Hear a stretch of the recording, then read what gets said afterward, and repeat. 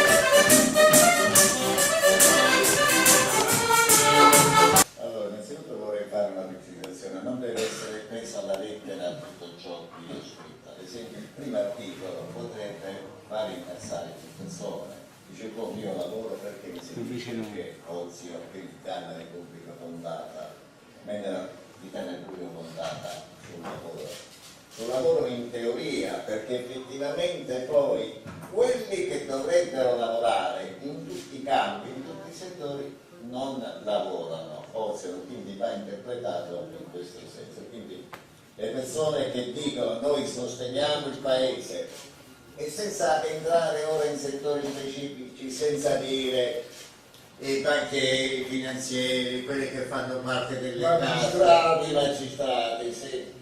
I magistrati poi ne parleremo un attimo e sentiremo anche il parere autorevole del dottor Di Pietro, che per quanti anni ha fatto il ministero? 15 o 20? Mai abbastanza. Mai abbastanza. No, io non sia. È mancato uno per fare il.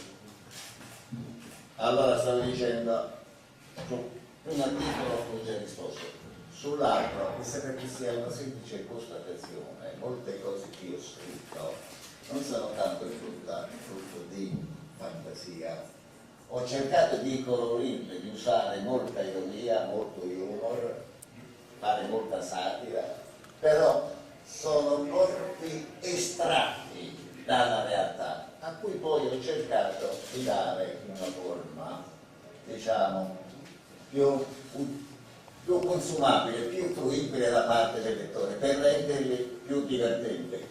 Come sapete lui è molto più profondo di me, abruzzese, non ci capisce di più. E allora, innanzitutto ringrazio l'avvocato Troiani per questo invito, che ho accettato per una serie di ragioni. Ho accettato innanzitutto, per usare l'eufemismo a cui è ricorso l'amico Marco,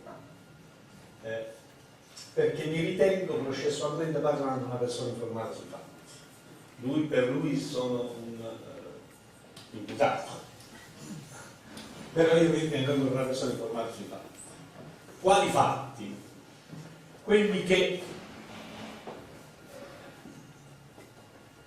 chi ha avuto modo di leggere da una parte e di affrontare dall'altra la Costituzione sa bene che in Italia esistono due Costituzioni, la Costituzione formale e la Costituzione materiale.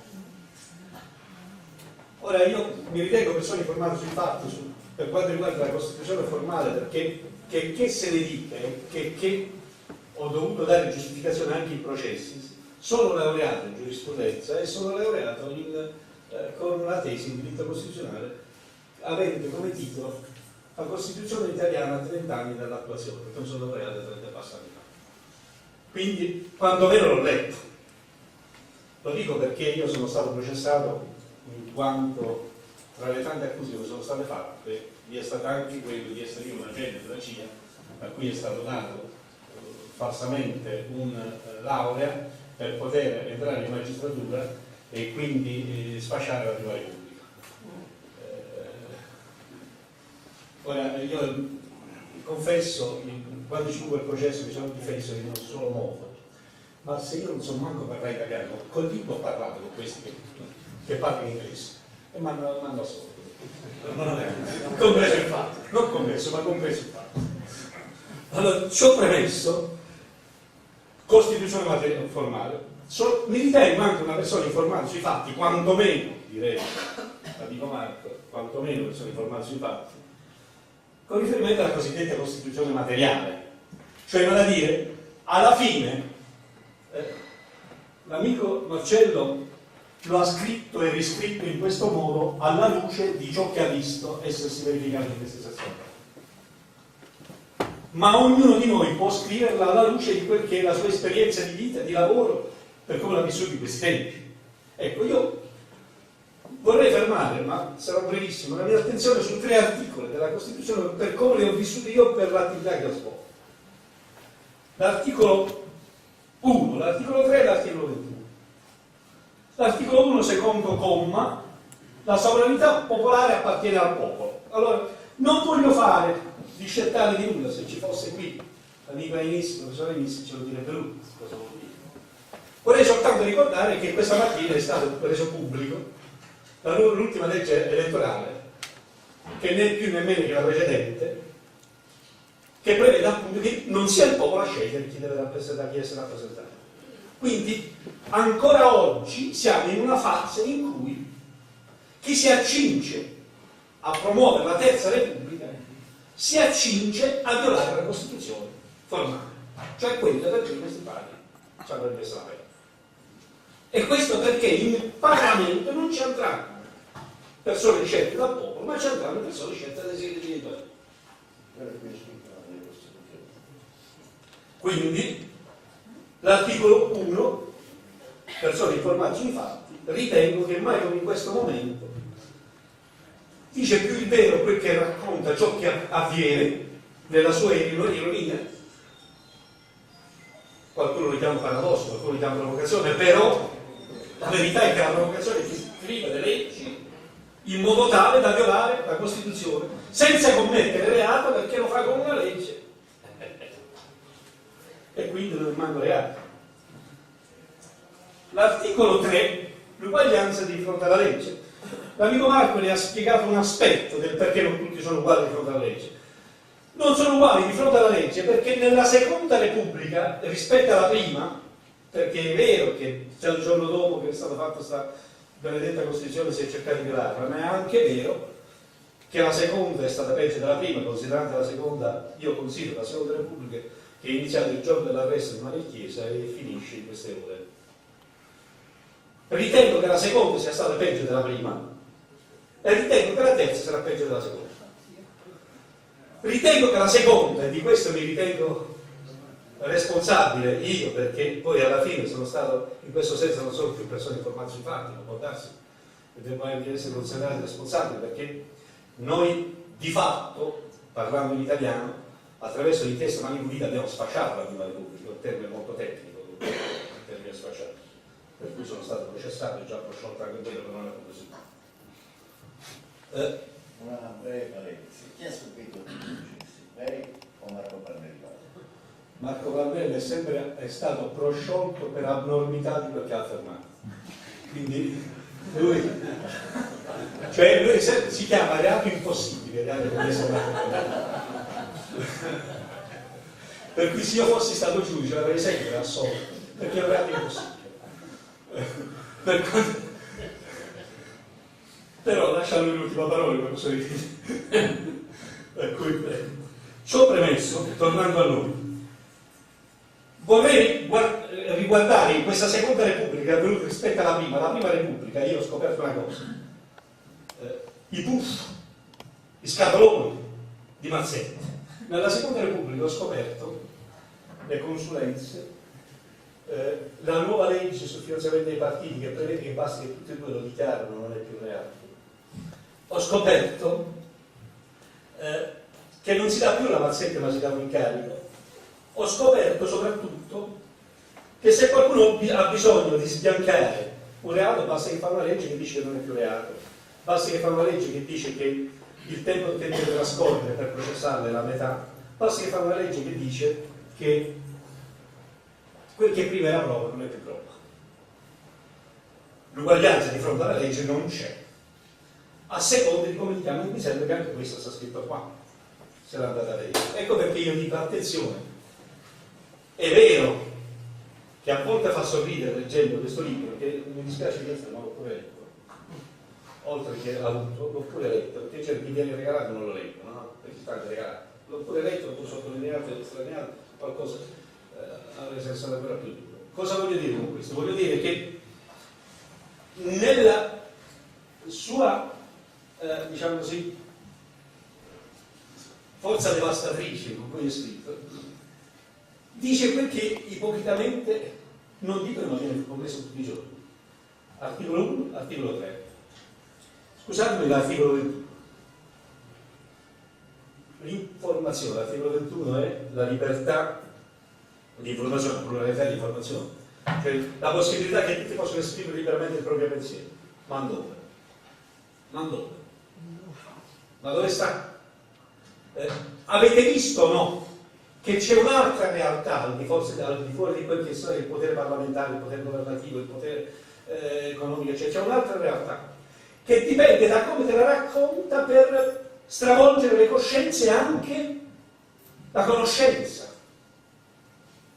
E sulla base del stravolgimento dell'informazione dei cittadini prendono delle decisioni che non prenderebbero mai se sapessero la verità dei fatti. Ai cittadini viene raccontata una verità, cioè voglio dire, siccome è stato deciso che doveva andare bene, e l'ha deciso dal Quirinale in poi, che doveva andare bene da prima che si mettesse insieme la destra e la sinistra con Monti, e poi che si mettesse insieme la sinistra con la destra con Letta, gli ordini di informazione che fanno riferimento a questa lobby di potere dice che adesso va bene, va meglio. E ogni giorno ti racconta, poi andate a leggere i poteri di informazione che ti raccontano che domani andrà bene, che domani andrà, ma quanto è che va? È come un coitus interruptus, ma quanto è che sto meglio? Ecco, io ritengo che mai come in questo momento il conflitto di interesse, e questo sto denunciando rispetto all'articolo 21, sia un'altra di quelle grosse disinformazioni. Guardate il caso di Radio Radicale, il Giudica Radio che racconta le cose anche contro se stesse, tant'è vero che lo dettizzano, tant'è vero che lo dice in parola. Lo dico all'amico Marco, perché io devo ringraziare lui se qualche volta mi sono potuto dire quel che pensavo. Io personalmente sono fuori dal Parlamento, non chissà per qualcosa, perché Cioè, guardate il messaggio che è capitato a me. È vero che io ho una cinquantina di particelle immobiliari che mi ha lasciato mia madre, perché anche il globulo, perché le particelle sono 100 metri quadri, 200 metri quadri, però nell'immaginario collettivo, siccome la lobby ha deciso che dovevano essere 56 case, devono dare 56 case, e ci sta cazzo a fare. Adesso se ne vado a riparlare, come sto sbagliando a riparlare adesso, se ne parlo 2 volte, non posso dire. Mi fermo qua per non andare avanti, per dire che cosa. Come persone informate sui fatti, io ritengo che in questo momento siamo davvero davanti a un bivio.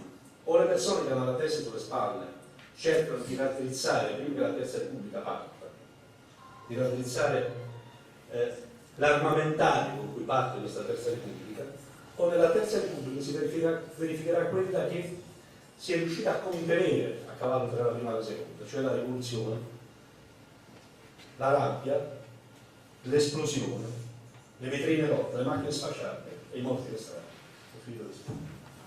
Grazie.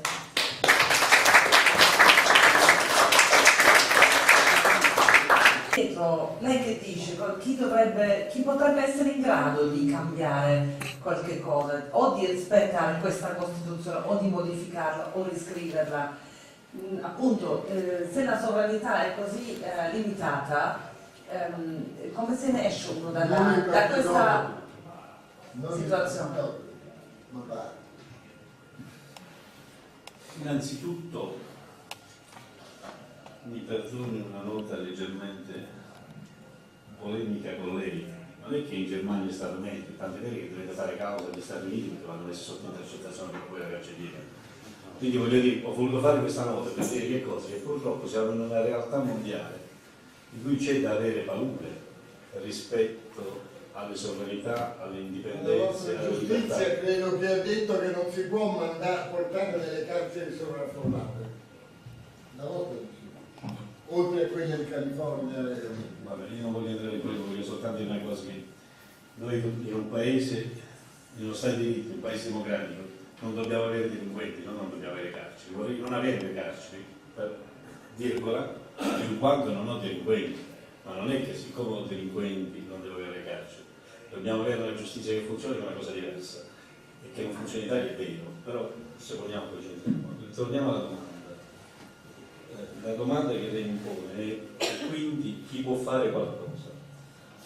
La prova provata che chi ci mette tanta buona volontà per denunciare l'esistenza di una Costituzione materiale che ha preso il sopravvento sulla Costituzione formale, sulla Costituzione scritta, è dato dal fatto di noi due che facciamo parte entrambi dell'Associazione Combattenti RIC.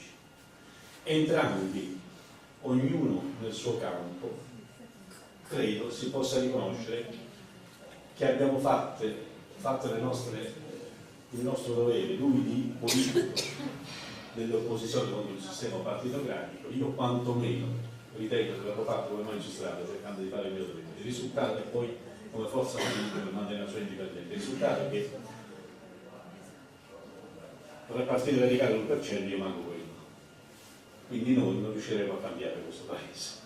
Questo è il dato di fatto. Faremo testimonianza e continueremo a fare testimonianza. Tant'è che, siccome abbiamo deciso a un certo punto di rimanere indipendenti, vengono fatte delle regole per toglierci di mezzo. Questo è il dato di fatto. Perché io, leggendo i giornali stamattina, mi sono chiesto e mi sto chiedendo, e quindi adesso che faccio? Faccio anch'io un'associazione culturale? Che faccio? Certo, Marco andrà in giro a dire non bevo più, non mangio più per tanti giorni. Ma di fatto la Costituzione materiale è questa qua. Questo è il dato di fatto. Quindi quando mi si dice come si fa, se dovessi parlare sul piano formale, certo, vorrei un'assemblea costituente eletta in modo proporzionale, direttamente dal popolo, per scrivere, ma ho paura pure di quello, perché voglio vedere come elegge il popolo, sulla base di chi poi c'è il controllo dell'informazione del voto e del diritto al voto, e come viene anche quello, in questa situazione anche quello stravolto. Ecco. Perché io ritengo di fatto che la Terza Repubblica che ci avviamo ad affrontare È sempre quello, purtroppo. no, non è sempre quello a mio avviso, perché la differenza sta in questo. Nella Prima Repubblica c'era l'ipocrisia dell'ideologia che copriva le malefatte dei singoli. Nella Seconda Repubblica c'era il dono di chi ha usato le istituzioni per farsi gli affari propri. Nella Terza Repubblica c'è la precostituzione della buona fede, di chi si costruisce le norme ad hoc per trasformare i cittadini in sudditi e quindi dare ad esse soltanto quel che interessa al sistema di potere reale. Io personalmente ritengo che oggi come oggi, se non succede e non ci sia qualche salvo in paradiso, siamo alla soglia della rivolta sociale. Perché grazie a Dio che l'ultima volta siamo andati, fino adesso c'è stata la rivolta o non andando a votare o andando a votare, diciamo così, la protesta, no, l'Italia dei Valori no, la protesta, sto dicendo. C'è tra il 25 e il 30% dei cittadini che hanno andato a votare la protesta, il Movimento 5 Stelle da rispettare. E non è certo colpa di quel 25% e il 30% se le cose non funzionano nel nostro paese, come la stampa ufficiale racconta.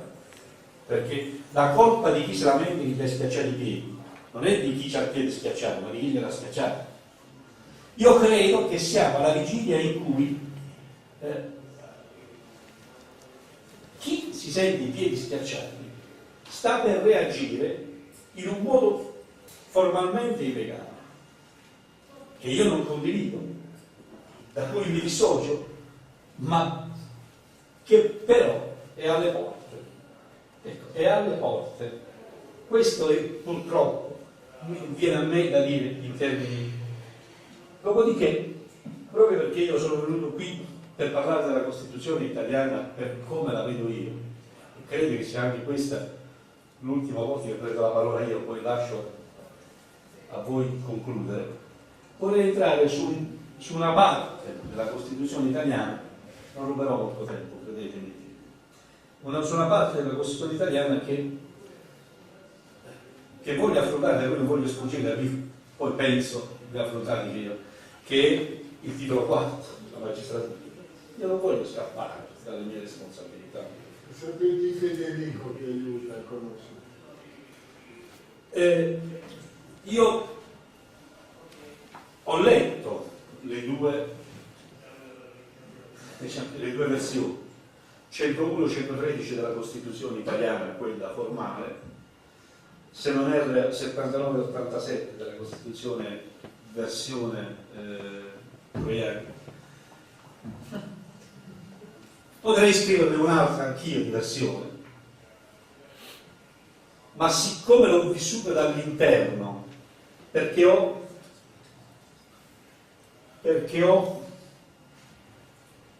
una caratteristica rispetto alla massa dei cittadini, che rivendico. Chi di voi si intende di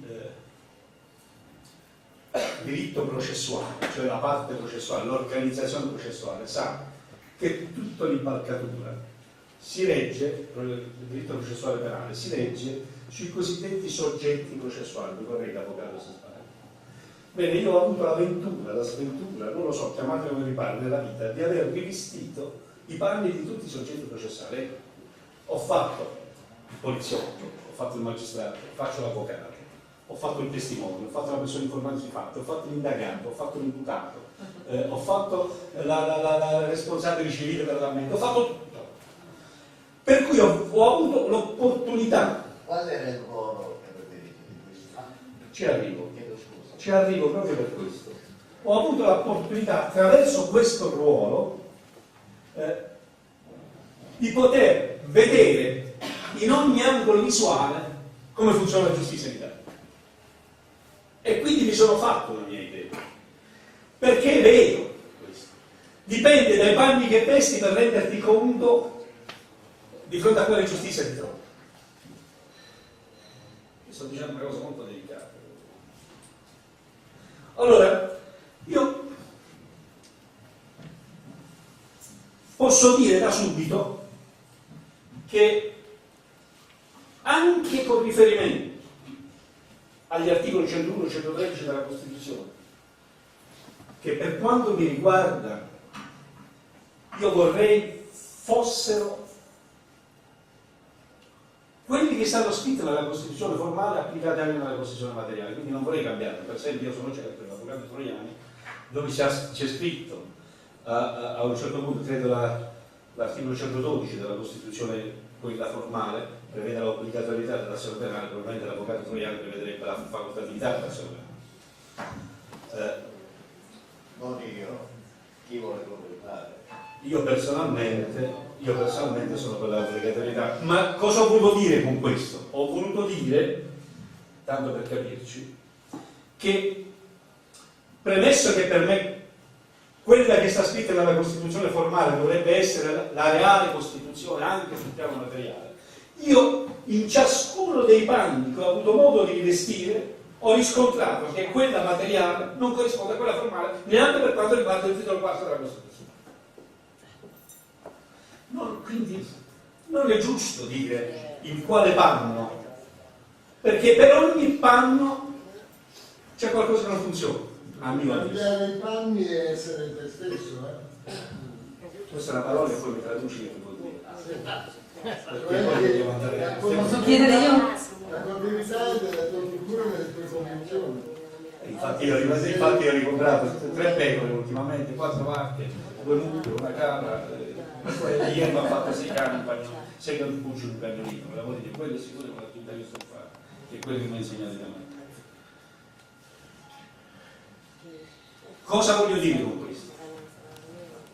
Io credo che per ciò che riguarda, che 3, a mio avviso, sono i fattori su cui bisognerà non solo riflettere, ma prendere delle decisioni drastiche. I 3 pilastri su cui si basa poi il sistema giudiziario costituzionale: indipendenza, obbligatorietà, certezza. Indipendenza della magistratura, obbligatorietà dell'azione penale, certezza del diritto. Questi sono i 3 pilastri che purtroppo nella realtà quotidiana possiamo, sia sotto l'angolo visuale di Pannella, sia sotto l'angolo di Perruni, per esempio, l'uso della droga è una cosa legittima, per l'amor di Dio. Io personalmente ritengo che, per esempio, faccio l'esempio, che lo Stato, che da una parte dice che dobbiamo evitare di prenderci, che prende i soldi anche dal gioco d'azzardo, io personalmente non lo condivido. Io non condivido il fatto che lo Stato, da una parte lo Stato ti dice che ti devi curare, dall'altro ti dice che devi pagare il 50, 60, 70% se fumi di tasse, eccetera, eccetera. Io credo che questa idea ci sia una ipocrisia di fondo. Però io ritengo che per quanto riguarda l'indipendenza della magistratura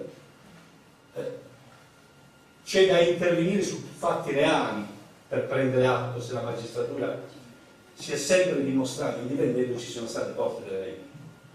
Per quanto riguarda l'obbligatorietà dell'azione penale, certamente c'è scritto, ma so bene che da una parte pochi magistrati, da una parte i magistrati invece stanno fuori ruolo, dall'altra parte una legge che prevede che deve assicurare per 2 giorni la presenza, non capito che 2 giorni alla settimana rispetto a tutti gli altri, dall'altra una strutturazione giudiziaria tale per cui ogni magistrato ha 1000-1500 fascicoli, per cui quale sceglie, anche in buona fede, comunque sia, la obbligatorietà va a friggere, perché pur mantenendo la buona fede, si arriva al 70% dei fascicoli che arrivano a prescrizione, quindi come tale l'obbligatorietà diventa un fatto strettamente diciamo così, affidato. Per quanto riguarda la certezza del diritto e della pena, io sono convinto che questa idea, ancora oggi l'ha ripetuto Cancellieri, che noi rispettiamo la volontà dell'Unione Europea perché viviamo un giusto rapporto tra il numero delle persone che stanno in carcere e posti in carcere, un'idea a mio avviso ipocrita e che sa di sconfitta. Noi dobbiamo avere uno Stato che rieduchi per fare in modo che ci siano meno delinquenti, non uno Stato semplicemente che interviene con le amnistie, con i condoni, con gli indulti e quant'altro. Dobbiamo fare in modo che ci sia, a mio avviso, dobbiamo fare in modo che sia conveniente essere onesti. Oggi come oggi è conveniente essere disonesti. Questo io penso, e lo dico con tutto il rispetto, parlando seriamente, e rispettando anche chi appunto la pensa totalmente diverso da me, però con tutto il rispetto. Ma io ritengo che quello su cui noi ci dobbiamo battere è quello di avere uno Stato di diritto in cui deve convenire essere onesti. Io ho presentato un disegno di legge in cui ho detto che tutti gli imprenditori che singolarmente come impresa si macchiano di reati con la pubblica amministrazione non possono concorrere a gare con la pubblica amministrazione. Mi deve convenire non macchiarmi di reati fiscali, non macchiarmi di corruzione, perché così posso partecipare alle gare. Oggi come oggi, io per esempio, quando sono andato al ministero, me li sono ritrovati tutti quanti, ma come l'avevo vista a San Vittore, ecco, questo io credo che non sia giusto. Così come credo che non sia giusto che coloro che si macchiano di reati possono continuare a candidarsi. Siamo arrivati all'assurdo per cui finalmente il Senato espelle un proprio membro per indegnità e il giorno dopo quel membro ha cancellato il Senato con la riforma costituzionale ed è diventata padre della patria. Questo a me francamente mi umilia come cittadino.